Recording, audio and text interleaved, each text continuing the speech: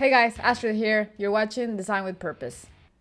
Today I'm going to talk about starting a web design career in 2021. Some of the things I'm going to talk about are how to actually start a career in web design, some of the basic skills that you should have to start a career in web design. I'm going to compare some of the job opportunities that you could have. So I'm going to talk about marketing agencies, which is where I work. I work at a marketing agency. I'm going to talk about being an in-house designer, and then I'm going to talk about maybe being a freelance designer. So it's three different worlds. After that, I also wanted to talk about some of the builders or some of the things that I see coming in the next few years, which are things that you should probably consider as well. So, number one, the basic skills that you should have. Speaking from a design perspective, a web design perspective, some of the things that you should definitely have are a good design eye. So you should be able to design websites and other things that look amazing, look beautiful. You should know how to make beautiful things that are not only very pleasing to the eye, but also that are functional. Once you have that, once you really practice and really understand the basics of design, you have the basics of colors and typography and all the design principles. You should also know some HTML and CSS at the very least.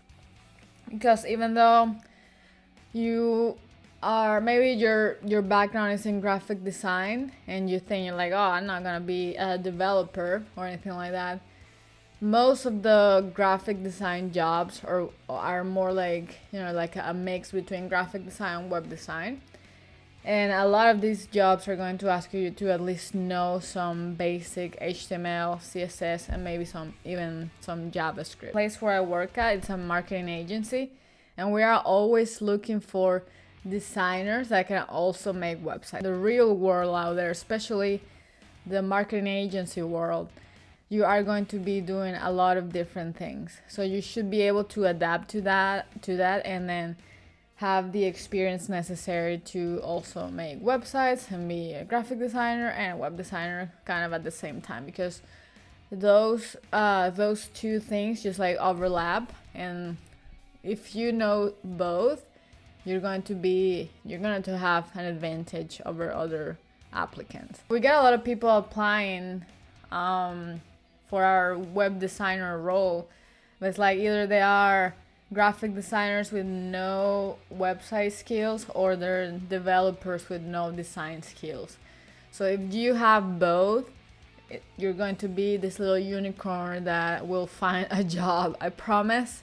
That's what I do, and it's worked for me, and it's something that employers are really looking for all the time. Once you learn that you have HTML, CSS, you need to learn something like WordPress. You don't need to know PHP, you don't need to know custom WordPress development for this. You only need to know how to use a builder such as Oxygen Builder or Elementor or things like that, or any builder like that. And then you need to be able to turn your design into a finished website. And it needs to be your own design. This is going to be custom design that you need to turn from Figma to WordPress. You can't be limited by what a theme gives you, and if the client needs something different, you cannot be limited with what the theme is going to provide, like the different types of blocks or sections. You need to be able to create your own section and be able to implement any other solutions for a specific section of the website. So that's why you need to know some HTML, CSS, and maybe even some JavaScript. So once you know that, like, how did you actually get a job? So I know it's not easy sometimes, so I'm gonna give you 3 different options that you have. So number one is what I do, which is working at a marketing agency. So all of these different routes you can go have their good things and they have their bad things too. So working at a marketing agency it's not easy. It's very hard, demanding, it's hectic most of the time. It's very stressful. Right now, I'm managing probably more than 50 websites, so I have to jump from one project to another, and I'm working with 8 different things on a regular basis, different websites, different projects. So you have to be able to multitask a lot, which is, I know it's not the most efficient way to work, but that's just agency world.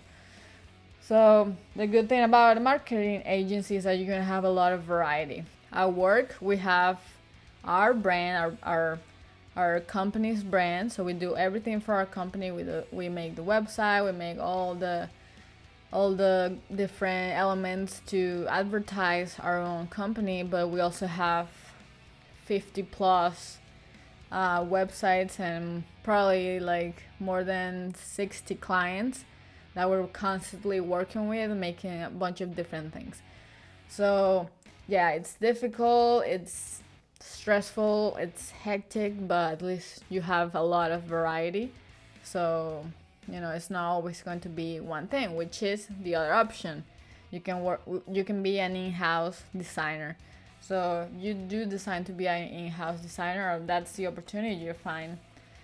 You're probably going to learn a lot, and you're gonna get a lot of experience as well, but you're not gonna have as much variety as if you work for a marketing agency.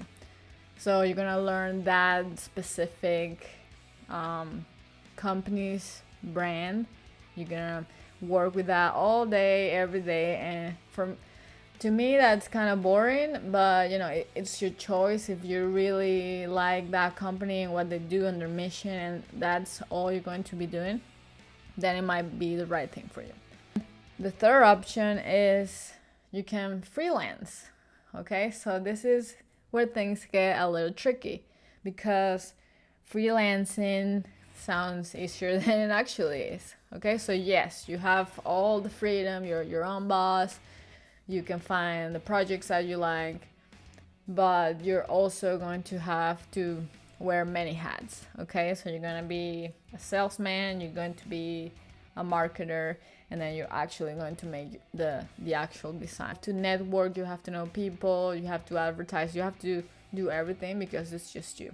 If you have no experience, I really recommend that you work for a marketing agency or an in-house agency, so you can learn from other people first, and you can learn the real world of design. And you don't have experience, you have all these expectations that you're going to have time to make everything perfect and very pretty, and take all the time you want to make super awesome websites. But in real world in the real world, especially in a marketing agency, there are a lot of time limitations. So you really have to learn how to work at a very, very fast-paced environment. So you have to learn how to let things go sometimes. You have to learn how to work in a way that you're very proud of your work and the projects that you're working on, but at the same time you have to let go of some of the things because there's no time, there's no budget. So I think if it's your first opportunity, you should probably try to do that. Try to find a job for a marketing agency, some kind of agency, or be an in-house designer. It is possible to be a web designer in 2021, but the only thing I'm going to tell you, don't just learn one thing and forget about new skills. The world of web design and the world of design in general changes pretty much every day.